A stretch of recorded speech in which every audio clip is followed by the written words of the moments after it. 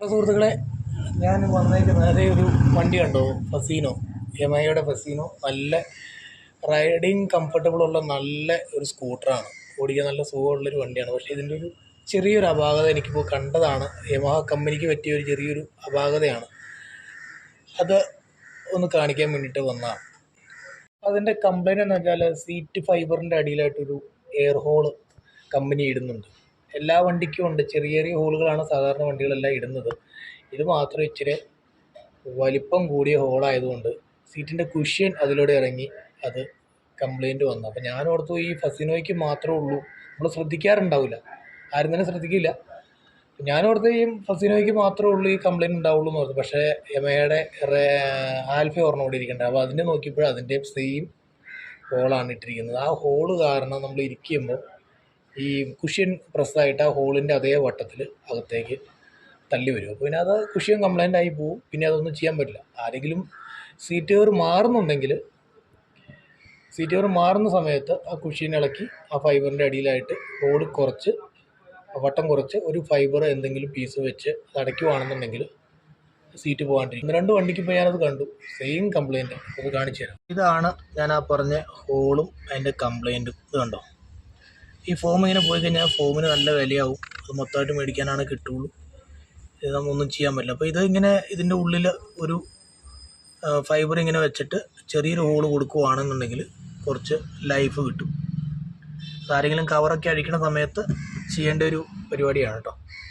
നമ്മളിങ്ങനെ ഇവിടെ പ്രസ് ചെയ്ത് നമ്മൾ ഇരിക്കുമ്പോൾ അത്രയും ഭാഗം കുഴിഞ്ഞ് അകത്തേക്ക് പോകും. ശരിക്കും അറിയാൻ പറ്റും, അത് ഇരിക്കുമ്പോൾ തന്നെ അറിയാൻ പറ്റും.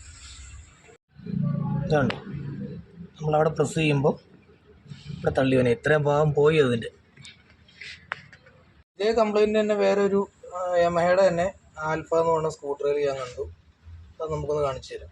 നമ്മുടെ അടുത്തിരിക്കുന്ന ഒരു ആൽഫയുടെ സീറ്റിൻ്റെ കവർ നമുക്ക് നോക്കാം. സെയിം കംപ്ലൈൻ്റ് ആണ്, നല്ല പഴക്കമുള്ള വണ്ടിയാണ്. പക്ഷേ ഇത് പുറത്ത് അത്രയും ചെയ്ത് വെച്ചേക്കുന്നുണ്ട്. സീറ്റുകളും കാര്യങ്ങളെല്ലാം പിടിപ്പിച്ച് വെച്ചേക്കുന്നതുകൊണ്ട് അത്രയ്ക്കും കുഴപ്പമില്ലാണ്ടാവും. ഇതും കട്ടായിട്ടുണ്ട്, ഇത് മൊത്തം പോയതാണ്. ഇങ്ങനെ കുഷ്യൻ ഇതുപോലെ ഇത്രയും ചെയ്ത് വെച്ചേക്കണം, സീറ്റ് കവർ ചെയ്ത് വെച്ചേക്കുന്നതുകൊണ്ട് അറിയില്ല, ഈ ഭാഗത്ത് വന്നു കഴിഞ്ഞാൽ അറിയില്ല.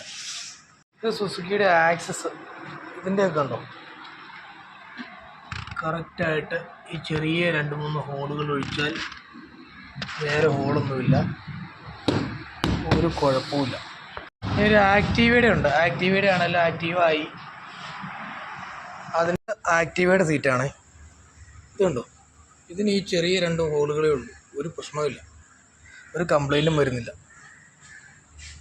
യമഹയുടെ മാത്രം സീറ്റ് കവർ എപ്പോഴെങ്കിലും നമുക്ക് മാറേണ്ട ഒരു ആവശ്യം വരുവാണെന്നുണ്ടെങ്കിൽ അന്നേരം ഇപ്പോൾ മറ്റേ ഫോമും കൂടെ ഒന്ന് എടുത്തിട്ട് ആ ഫൈബറിൻ്റെ മുകളിലായിട്ട് എന്തെങ്കിലും ഒന്ന് ചെയ്ത് വെച്ച് ഒട്ടിച്ച് വയ്ക്കുവാണെന്നുണ്ടെങ്കിൽ ഇങ്ങനെ പോകാണ്ടിരിക്കും. ആ കുഷ്യനും ആ സീറ്റ് മൊത്തമായിട്ട് പിന്നെ മാറേണ്ടി വരും. അത് അല്ലാണ്ട് അത് പിന്നെ ഫോം മാത്രമായിട്ട് കിട്ടില്ല. അല്ലെങ്കിൽ പിന്നെ നമ്മുടെ നാട്ടിലൊക്കെയാണ്, കേരളത്തിലെവിടെയാണെങ്കിലും അപ്പോൾസറി വർക്ക് കാര്യങ്ങളൊക്കെ നടക്കും. ഇവിടെ അവൈലബിൾ അല്ല.